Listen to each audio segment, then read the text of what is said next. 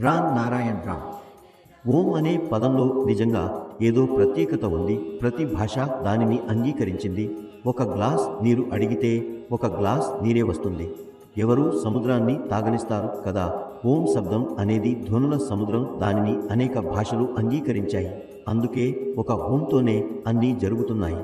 ఇప్పుడు ఇది అన్నీ ఏ భాషలో జరుగుతున్నాయి.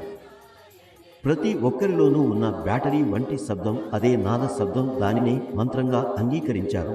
ఎవరు నిజంగా సంబంధంలో ఉన్నారో పేరుకే కాదు, అసలైన సంబంధంలో ఉన్నవారు ఏమి చేస్తున్నారు అంటే ఓము అని వచ్చే ధ్వని ఏ స్థాయిలో ప్రవహిస్తోంది, దానిలోని మాత్రను వారు అనుసరిస్తున్నారు.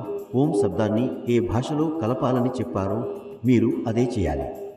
అందుకే కొంతమంది శ్వాస తీసుకునేటప్పుడు వదిలేటప్పుడు, ఇంకొంతమంది నడుస్తూ, ఇంకొంతమంది జపమాలలో ఈ జపాన్ని చేస్తున్నారు.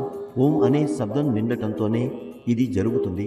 నీరు తాగేటప్పుడు వచ్చే శబ్దం అదే ఓం. ఈ జపం ఆసనంలో, ప్రాణాయామంలో, కీర్తనలో, తత్వ చర్చలో కూడా సహజంగానే జరుగుతుంది. మనం వ్యాయామం చేసినట్టుగానే ఇది కూడా జరుగుతుంది. ఓ స్ప్రింగ్ లాగే ఇది మిమ్మల్ని లాగుతుంది. చివరికి ఆ స్ప్రింగ్ అవసరం ఉండదు, దాని మోతాదు మాత్రమే తీసుకుంటాం. ఈ శబ్దం కూడా ఒక యంత్రంలా మిమ్మల్ని లాగుతుంది. పూర్తయ్యాక అది పొందబడుతుంది. పొందగానే చూడండి, ఈ శబ్దం లోపలి నుంచి చెబుతుంది, కాస్త సూర్ పెట్టు. మీరు సూర్ పెట్టడం మొదలు పెడతారు. చూడండి, ఓం శబ్దం తానుగా వచ్చేలా అవుతుంది.